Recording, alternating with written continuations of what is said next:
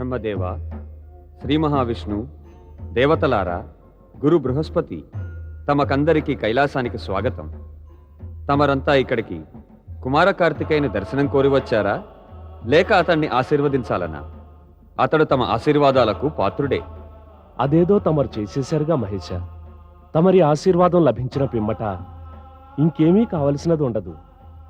నిజం చెప్పాలంటే పరమేశ్వర, మేము దేవతల సేనాపతి దర్శనం కోసం వచ్చాం. దేవతల సేనకు సేనాపతి? దేవాధిదేవా, తమరి ఆశ్చర్యం మాకాశ్చర్యం కలిగిస్తోంది. తమరనేది వింటే తమకు సమయ సత్యం తెలియదనిపిస్తోంది. సమయ సత్యమా? అవును పరమేశ. తారకాసుని వధ శివపుత్రుని చేతనే జరగాలి. తారకాసుని దౌర్జన్యం హద్దులన్నింటినీ కూడా మీరిపోయింది. కుమార కార్తికేయుడు అంటే శివపుత్రుడు కూడా అవతరించేశాడు. అతడి చేతిలో తారకాసుడి వధకు సమయం ఆసన్నమైంది. అవును, అతడు బ్రహ్మదేవుని వరాలను దురుపయోగం చేసి ఆయన వరాలను, తన తపస్సును, రెంటి ప్రభావాన్ని పూర్తిగా కోల్పోయాడు. మరైతే అతడి చావు నిశ్చయమే. దేవతలు మాకు ఏమని విన్నవించారంటే, తమరు కుమార కార్తికేయుని దేవతల సేనకు సేనాపతిగా నియమించడానికి అనుమతి ప్రదానం చేస్తే అప్పుడతడి చేతిలో తారకాసుని వధ జరగగలదు. దేవి పార్వతి, మీకు దేవతలొచ్చినందుకు సంతోషంగా లేదా? సంతోషం ఎలా ఉంటుంది? నా నుంచి నా పుత్రుణ్ణి వేరు చేద్దామని వచ్చారు ఈ దేవతలు. లేదు లేదు పార్వతీదేవి, తమకు భ్రమ కలిగింది. భ్రమ? ఎలాంటి భ్రమ? మరి నేను వింటుండగానే కదా మీరు ఇప్పుడే కుమార కార్తికేయుణ్ణి దేవతల సేనకు సేనాధిపతిగా చేసి తారకాసురుణ్ణి వధించడం గురించి పరమేశునితో చెబుతున్నారు. దేవి, నేనిప్పుడు చెప్పినది తమరు విన్నది కూడా నేనో దేవతలో నిర్ణయించినది కాదు, విధి నిర్ణయమే. జరగనున్నది ఇదే. కుమార కార్తికేయుడు జన్మించక పూర్వమే నిశ్చయమైనది తారకాసుని వధ కుమారుని చేతనే జరుగుతుందని. ఇదే నిజాన్ని ఇంకో విధంగా చెప్పాలంటే దేవి, కుమార కార్తికేయుని జన్మ తారకాసురుని సంహరించడం కోసమే జరిగింది.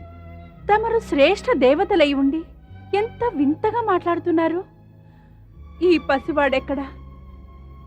ఎక్కడ ఆ మహాయోధుడు? కోమలుడు కుమారునికి ఆ మహాభయంకరుడు తారకాసురుని శక్తికి పోలిక లేదని మీకేమీ తెలియడం లేదా? దేవి, పోలిక లేదని తమకే తెలియాలి. ఎక్కడ ఆ దుర్మార్గుడు, అధముడు, పాపి, న్యాయానికి నీతికి శత్రువు తారకాసురుడు? ఎక్కడ ఈ దేవాదిదేవుడు, మహాదేవుడు, సత్యం, శివం, సుందరం, శివపుత్రుడు కుమార కార్తికేయుడు? ఆయువులో, ఆకారంలో తేడాలను చూడకండి దేవి. సత్యాసత్యాలు, ధర్మాధర్మాలు, పాపపుణ్యాల్లో తేడాను చూడండి.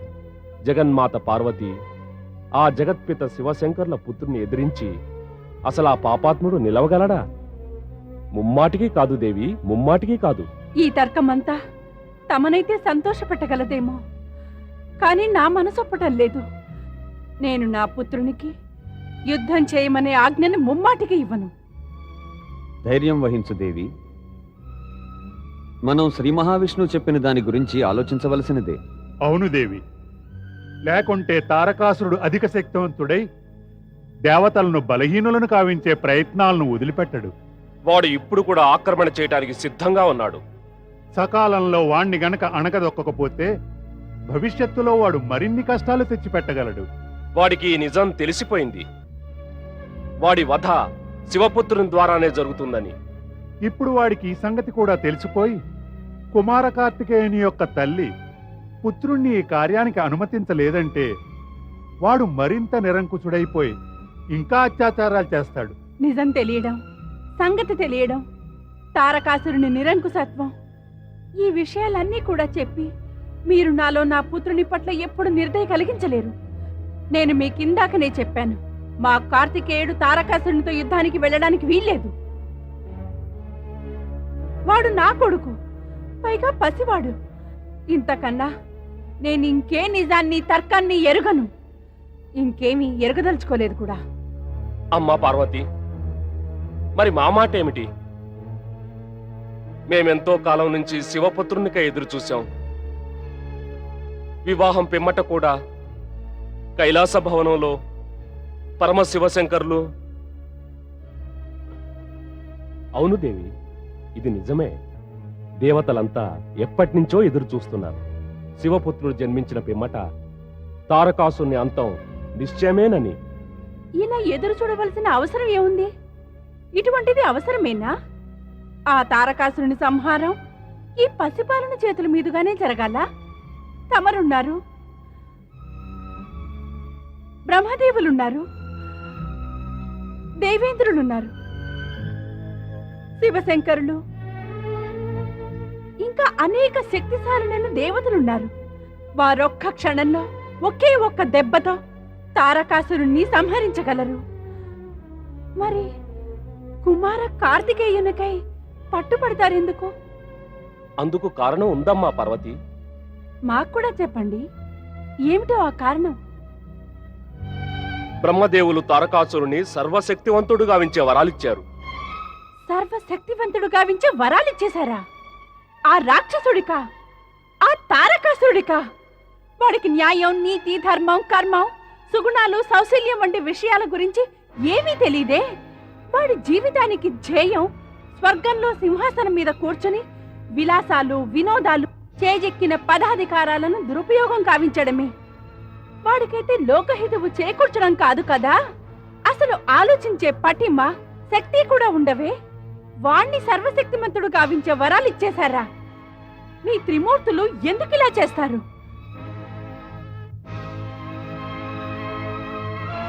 అపాత్రుడికి అన్నీ ఇచ్చేస్తారా?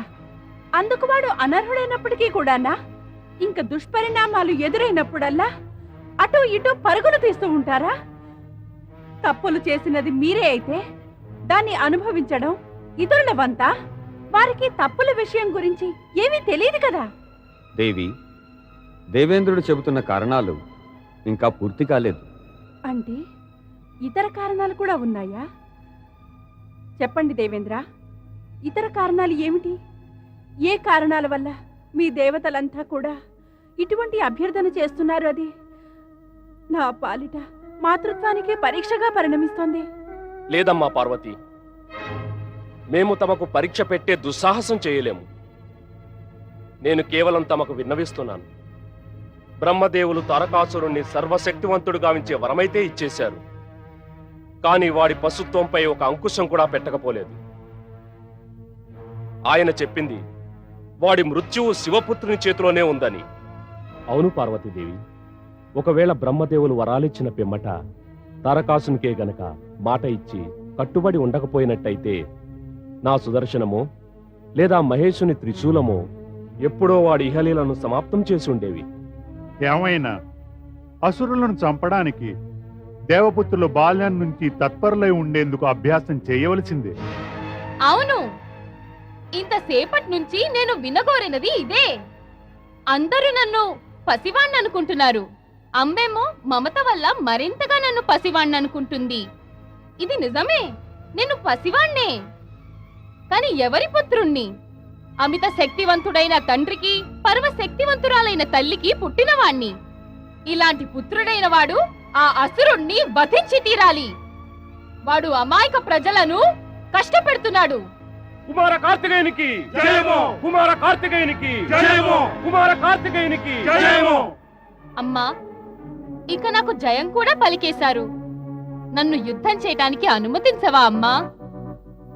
పితాశ్రీ, అమ్మకు చెబుదురు నాకు అనుజ్ఞనిమ్మని. అమ్మా, వద్దు నాయనా, వద్దు. నా మనసు ఒప్పడం లేదు.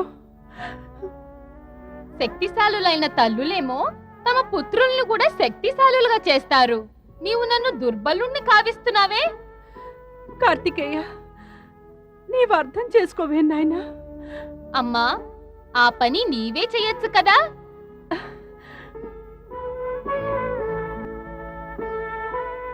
నీ ఈ చిరునవ్వుకి అర్థం అవుననేగా అమ్మా? చాతుర్యం చూపుతున్నావా అమ్మకు? లేదు, వీరత్వం చూపదలుచుకున్నాను. అసురులను సంహరించి అమ్మకు చూపదలుచుకున్నాను. నా మాతాపితల ఆశీర్వాదాలతో పుత్రుడు ఎంత శక్తివంతుడు కాగలడో. ఈ పుత్రుడు తలపై శివశక్తి వరాల హస్తం ఉండగా అతన్ని ఎవరు ఓడించగలరమ్మా?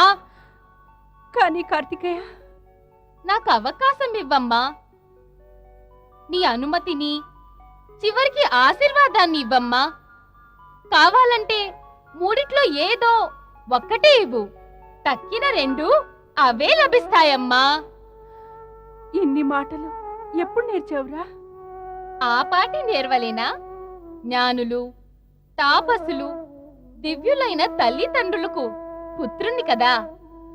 అమ్మా, నేను నా తల్లిదండ్రుల ఖ్యాతిని గర్వంతో ఉన్నతంగా నిలబెట్టాలనుకున్నానమ్మా. అది చెయ్యాలంటే దేవతల హితం కోసం ఏదో చేస్తేనే వీలవుతుంది. ఇక ఆలస్యం చేయకమ్మా. అది నాకెంతో కష్టమైన పని నాయనా. సర్వ జగత్తులోనూ కష్టాలన్నిటినీ దూరం చేయగలిగిన తండ్రికి పుత్రుణ్ణి నేను. మరి నాకింకా కష్టమేమిటి? శివపుత్రుణ్ణి కనుక సగం శివుణ్ణే. అసురులేమో శివుని నామాన్ని భరించజాలరు, శివపుత్రున్నెలా భరిస్తారు? చింతించకంబా, నేను చిరునవ్వుతో వెళ్తాను, ఆడుతూ పాడుతూ ఇక తిరిగొస్తాను.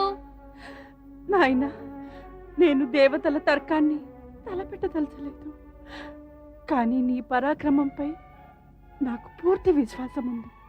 అమ్మా, ఇప్పుడు ఇలా చేద్దాం. నా తర్కం గురించి ఆలోచించు. ఈ దేవతల పరాక్రమంపై విశ్వాసం ఉంచుకో. వీరంతా కూడా నాతో పాటుగా యుద్ధానికొస్తారుగా. దేవి, తర్కం, పరాక్రమం, విశ్వాసం అనేవి ఉండవలసిన చోట ఉండాలి. కానీ నిజం చెప్పాలంటే ఆ తారకాసురుని వధ కుమార కార్తికేయుని చేతనే జరగబోతుంది. నీ మమకారము, పుత్రుడి పట్ల నీ ఆందోళన, అతడి రక్షణను గురించిన భావనలు ఉచితమైనవి. కానీ కుమార కార్తికేయుని ద్వారా పూర్తి కావలసినటువంటి కార్యాలు, ఉద్దేశాల పవిత్రత అతి ముఖ్యమైనవి. దేవతలందరూ కూడా అతడి వెంట ఉంటారు. అందువల్ల నేను కోరేదేమంటే, నీవు నీ సమస్త శంకలను కూడా మరచి కుమార కార్తికేయుని ఆశీర్వదించి అతన్ని యుద్ధానికి పంపించు.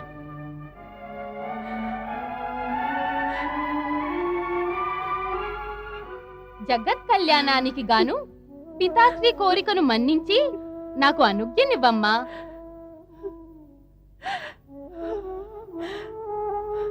విజయీ భవ. ఓం భద్రాం కార్ణేభిః శృణోయామదేవా భద్రం పశ్యేమాక్షభిర్యజత్రాः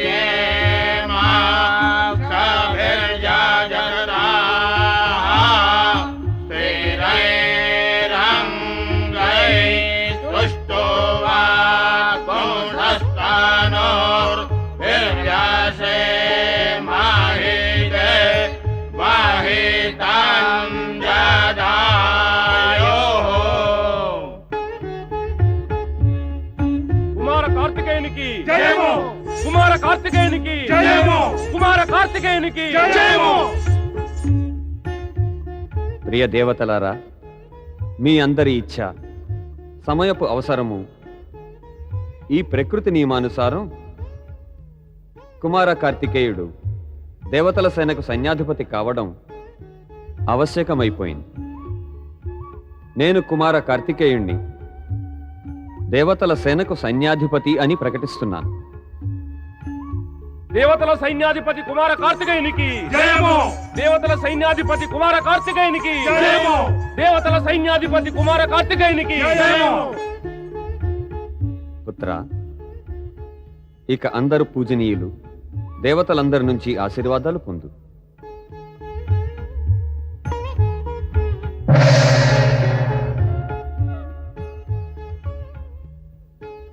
తారకాసురుని వధకు ఇది నీకు సహాయపడుతుంది.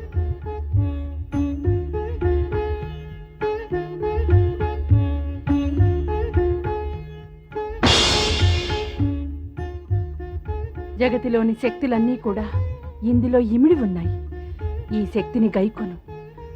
విజయీ భవ.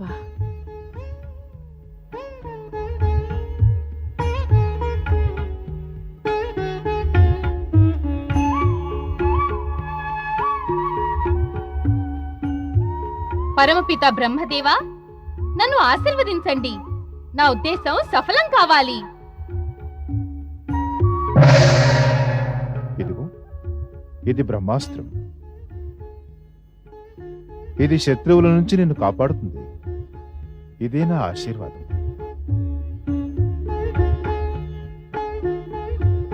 పరమదేవ పూజ్య శ్రీ మహావిష్ణు, నాకు శక్తిని ప్రదానం చెయ్యండి.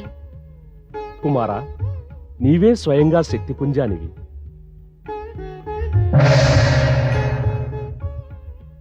తీసుకో ఈ వైజంతిమాల. ఇది నీ విజయానికి ప్రతీక కాగలదు. అదిగో ఆ మయూరాన్ని చూడు, అది నీ వాహనం కాగలదు. దేవేంద్రులకు ప్రణామం.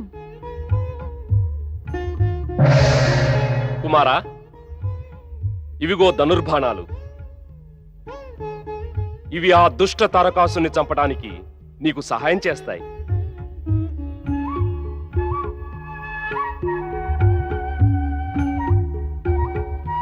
ప్రణామం. విజయం సదా నీకు పాదాక్రాంతం కుమారా. సదా యశస్వీ భవ. ప్రణామం. కుమారా, ఇదిగో దండం. ఇది గనక నీ వద్ద ఉంటే మృత్యువు నిన్నెప్పుడూ తాకలేదు.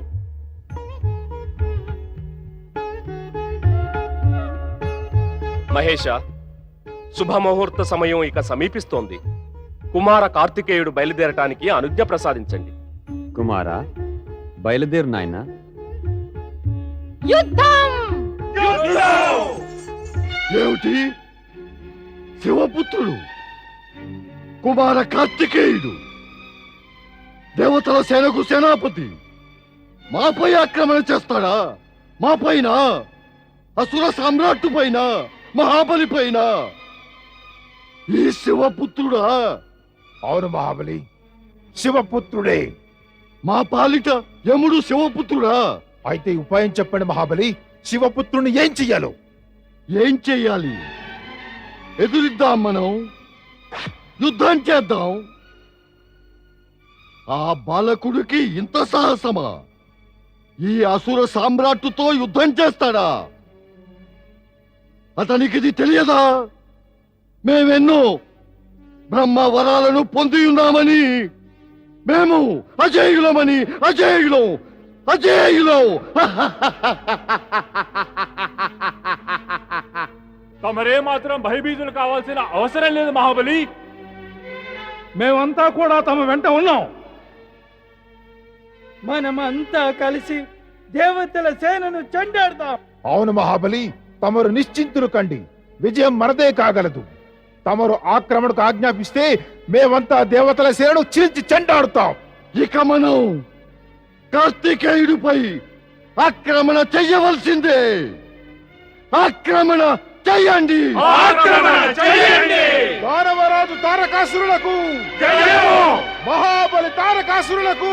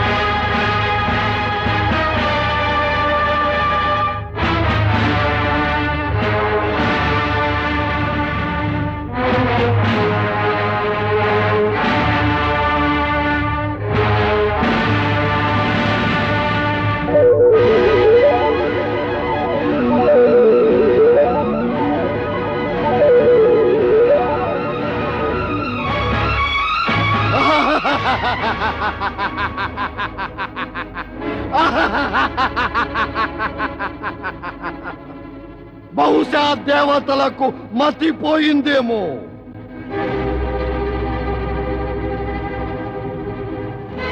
ముక్కు పచ్చలారని వాణ్ణి సేనాపతిగా చేసి మా ఎదుటికి తెచ్చారు. వీణ్ణి చంపడం మా వీరత్వానికే కళంకం కాదా?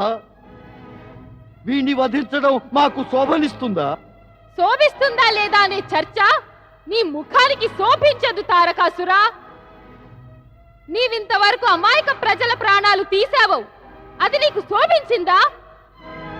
నీవు తటస్థులపై అత్యాచారాలు చేశావు, అప్పుడు శోభ గురించి ఆలోచించలేదా? నీవు అన్యాయంగా అవినీతిగా ఇతరుల స్వేచ్ఛపై ఆక్రమణ చేస్తూ వచ్చావు, అప్పుడేమైంది ఈ శోభ గురించిన ఆలోచన?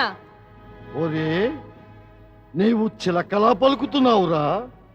నీవు చిలక వంటి నా పలుకులే విన్నావు, సింహంలాగా లంఘించడం చూడలేదు. అది కూడా చూడు మరి. అలాగా? అయితే దేవతలు నీకు లంఘించడం నేర్పారా? పిరికి పందలా పరిగెత్తడం, దాక్కోవటం నేర్పారా లేదా? దీనికి సమాధానం ఏమని చెప్పను, ఈ యుద్ధం పరిణామమే చెప్తుంది.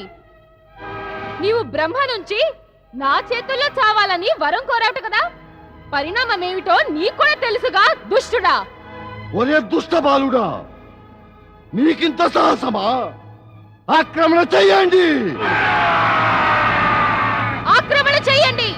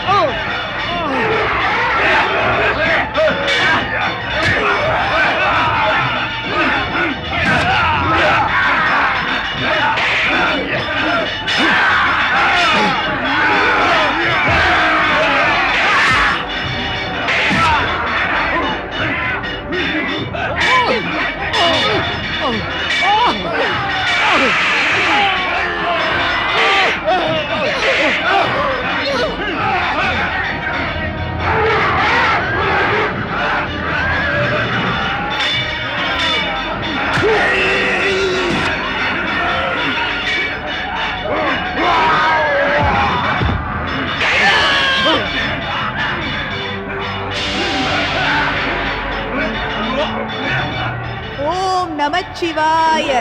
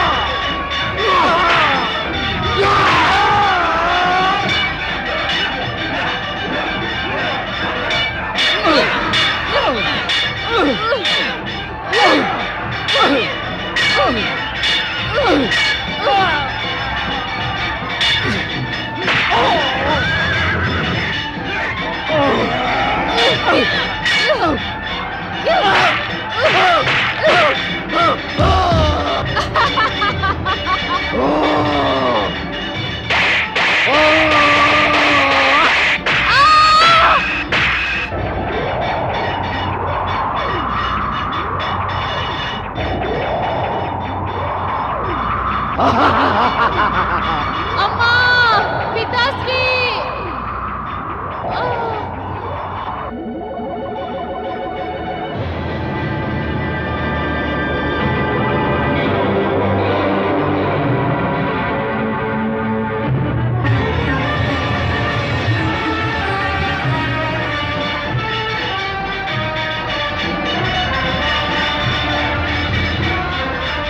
ఓం నమః శివాయ ఓం నమః శివాయ ఓం నమః శివాయ ఓం నమః శివాయ ఓం నమః శివాయ ఓం నమః శివాయ ఓం నమః శివాయ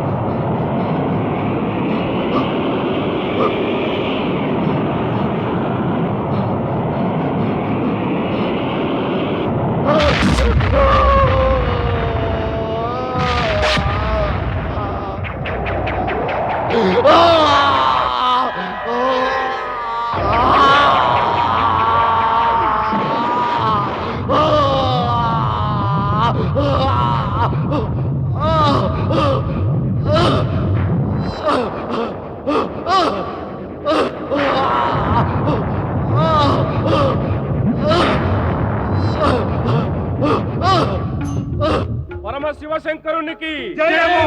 కైలాసపతి శివశంకరునికి జయము! విజయుడు కుమార కార్తికేయునికి జయము! విజయుడు కుమార కార్తికేయునికి జయము! కుమారా కార్తికేయ, ఈ విజయస్తంభం నీ విజయానికి ప్రతీక. అవును, ఈ విజయం పురాణాల్లో నీ పేరును చిరస్థాయి కావిస్తుంది. ఇక నీవు లోక కళ్యాణానికై శివలింగాన్ని కూడా స్థాపించు. అవశ్యం. ఓం నమః శివాయ ఓం నమః శివాయ ఓం నమః శివాయ ఓం నమః శివాయ ఓం నమః శివాయ ఓం నమః శివాయ ఓం నమః శివాయ ఓం నమః శివాయ ఓం నమః శివాయ ఓం నమః శివాయ ఓం నమః శివాయ. ఓ పరాత్పర బ్రహ్మ, ఓ త్రిలోకనాథ, ఓ మృత్యుంజయ, ఓ శివశంకర, నేను తమరి శుభస్మరణ చేస్తూ ప్రార్థిస్తున్నాను. లోక కళ్యాణానికై తమరు శివలింగ రూపంలో ప్రత్యక్షమై దేవతల ప్రార్థనను స్వీకరించండి. ప్రతిజేశ్వర, కపాలేశ్వర, కుమారేశ్వర, ఈ 3 పేర్లతో ప్రత్యక్షం కండి దేవాదిదేవా.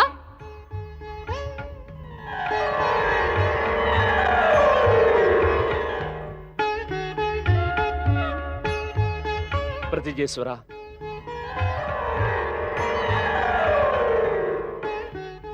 కపాలేశ్వర, కుమారేశ్వర, భక్తవత్సలుడు పరమేశ్వరునికి జయము! భక్తవత్సలుడు ప్రతిజేశ్వరునికి జయము! భక్తవత్సలుడు కపాలేశ్వరునికి జయము! భక్తవత్సలుడు కుమారేశ్వరునికి జయము! ఓం నమః శివాయ ఓం నమః శివాయ ఓం నమః శివాయ ఓం నమః శివాయ ఓం నమః శివాయ.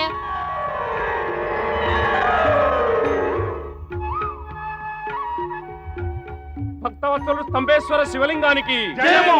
భక్తవత్సలుడు స్తంభేశ్వర శివలింగానికి జయము! ఈ 4 శివలింగాలు జనులందరికీ ముక్తి ప్రసాదిస్తాయి. ఈ విజయానికి కారణం తల్లిదండ్రుల ఆశీర్వాదాల ఫలమే. పదండి కైలాసానికి, వారి ఆశీస్సులు పొందాలి. పదండి. భక్తవత్సరుడు పరమేశ్వరునికి, గౌరీ శివశంకరునికి, విజయుడు కుమార కార్తికేయునికి.